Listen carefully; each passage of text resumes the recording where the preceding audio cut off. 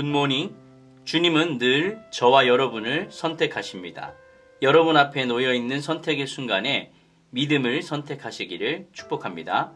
7월 21일 목요일 아침입니다. 오늘의 말씀은 히브리서 11장 23절에서 31절까지입니다.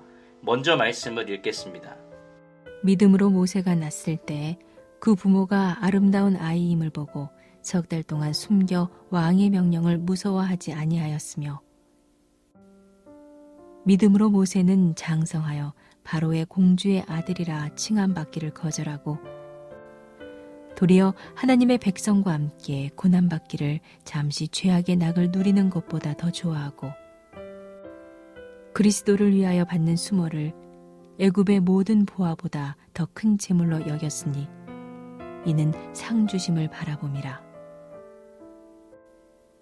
믿음으로 애굽을 떠나 왕의 모함을 무서워하지 아니하고 곧 보이지 아니하는 자를 보는 것 같이 하여 참았으며, 믿음으로 유월절과 피 뿌리는 예식을 정하였으니 이는 장자를 멸하는 자로 그들을 건드리지 않게 하려 한 것이며, 믿음으로 그들은 홍해를 육지같이 건넜으나 애굽 사람들은 이것을 시험하다가 빠져 죽었으며,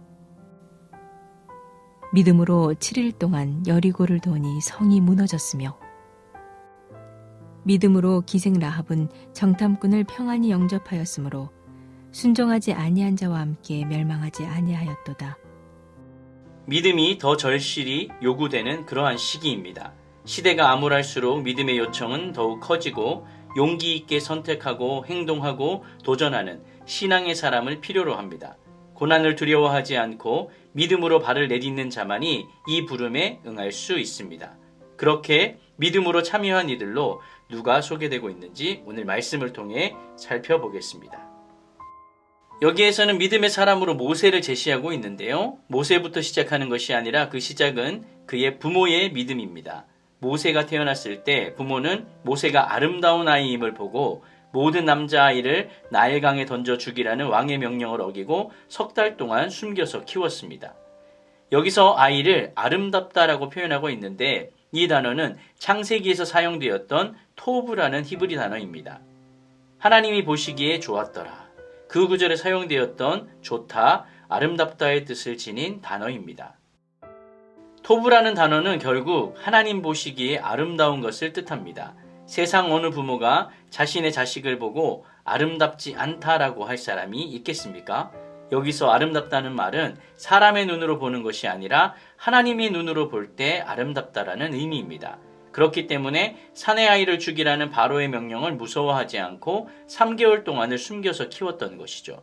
히브리서 기자는 그것을 모세의 부모의 믿음이다라고 표현하고 있습니다. 모세의 부모는 이처럼 사내 아이를 죽이라는 파라오의 명령에 맞서서 아이를 숨겼습니다. 칼의 권세를 가진 왕보다 하늘의 왕을 더 두려워했기 때문이죠. 출애굽기에 등장하는 히브리 산파들의 고백에서도 이 같은 표현을 확인할 수 있습니다. 출애굽기 1장 17절입니다. 그러나 산파들이 하나님을 두려워하여 애굽 왕의 명령을 어기고 남자 아기들을 살린지라. 아멘. 믿음이란 두려움에 겁먹은 채 순응하는 것이 아닙니다. 무모할 필요는 없지만 용기 있게 맞서야 합니다. 그 용기가 구원자를 예비하였습니다. 모세에 대해서 조금 살펴보겠습니다. 출생 이후에 모세는 석 달 뒤에 갈대 상자에 넣어졌고 나일강에 띄워졌는데 이집트 공주가 건져서 양아들로 삼았습니다. 그는 이후에 공주의 아들로 살았는데 40살이 되어 기존의 특권을 누리며 살 것인지 아니면 이스라엘 백성과 함께 고난을 받을 것인지를 두고 고민한 끝에 이스라엘 백성들과 함께 하기로 선택을 합니다. 히브리서 기자의 모세의 선택 이유를 두 가지로 부연 설명하고 있는데요. 첫째는 하나님의 백성과 함께 고난받는 것과 잠시 죄악의 낙을 누리는 것을 비교하고 있습니다. 여기서 하나님의 백성과 이집트 왕자로서의 대조, 그리고 잠시와 영원의 시간의 대조, 그리고 고난과 즐거움의 대조가 나타납니다. 두 번째는 그리스도의 수치와 이집트의 모든 보화를 비교하고 있습니다. 여기에서도 선택 결과와 관련하여 이집트에서의 현재 재물과 장차 하나님이 주실 상을 대조하고 있고 선택 목적과 관련하여서 그리스도의 수치와 자신을 위한 부와 안락함을 대조하고 있습니다. 이런 비교들에 의하면 모세는 자신을 위한 현재의 안락함보다는 하나님과의 관계 안에 있는 미래의 영광을 더 가치 있는 것으로 여기고 기꺼이 세상과 다른 삶을 사는 것을 선택했습니다. 그리고 그것이 바로 모세의 믿음이었습니다. 모세는 공주의 아들이라는 특권을 거절하고 고난받기를 택했습니다. 왕의 무서운 분노를 참아냈으며 믿음으로 유월절을 예비했고 홍해를 건넜습니다. 궁전의 호화로움보다 하나님 나라의 여정이 더 가치 있다라고 믿었기 때문입니다. 이 모세의 믿음을 통해 우리의 믿음을 확인해 보기를 원합니다. 여러분은 누구 편에 서서 어떤 삶을 살아가시겠습니까? 선택은 여러분의 몫입니다. 모세에 이어서 계속해서 성경은 믿음의 인물로 라합을 들고 있습니다. 믿음의 사람들의 삶은 세상의 눈으로 바라볼 때는 참 바보 같은 삶입니다. 시대의 흐름이라고 하는 세상의 목표를 거절하고 세상의 방식을 따르지 않기 때문에 그렇습니다. 라합은 아브라함의 자손도 아니고 가나안 기생 여인이었습니다. 그러나 그녀는 믿음으로 여리고로 온 정탐꾼을 숨겨주었고 하나님을 거절한 여리고의 다른 사람들처럼 그녀는 멸망하지 않았습니다. 하나님의 심판 대상이었음에도 불구하고 믿음으로 구원을 얻은 아주 좋은 예라고 볼 수 있습니다. 기생 라합처럼 눈에 보이는 거대한 성 여리고의 신은 거짓이고 나라도 없이 떠돌아다니는 일개 떠돌이들의 그 신이었던 여호와가 참 신이라는 것을 인정하는 것이 바로 믿음입니다.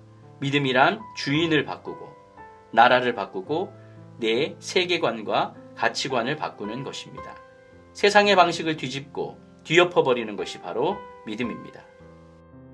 이스라엘 백성들은 믿음으로 여리고성을 돌았고 성이 무너지는 것을 눈으로 확인했습니다. 기생 라합은 생명의 위협을 무릅쓰고 정탐꾼을 숨겨주었고 불순종한 이들이 받을 멸망을 피했습니다.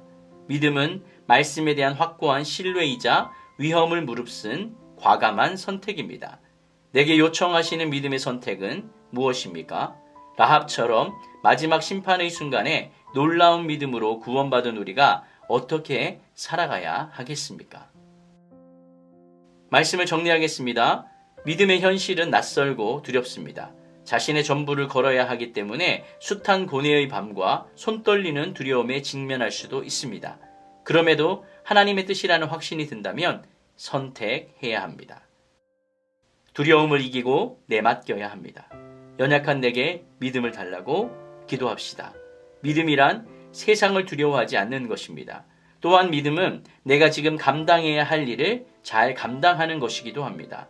그러할 때 그 삶의 흔적과 마음을 통해 나의 믿음이 드러나고 확인되는 것입니다. 여러분의 믿음은 어디에 있습니까? 더 이상 머릿속에만 남아있는 믿음이 아니라 내 입술에서만 그치는 믿음이 아니라 삶의 현장에서 살아 움직이는 믿음을 선택하는 저와 여러분이 되시기를 예수님의 이름으로 축원드립니다. 아멘.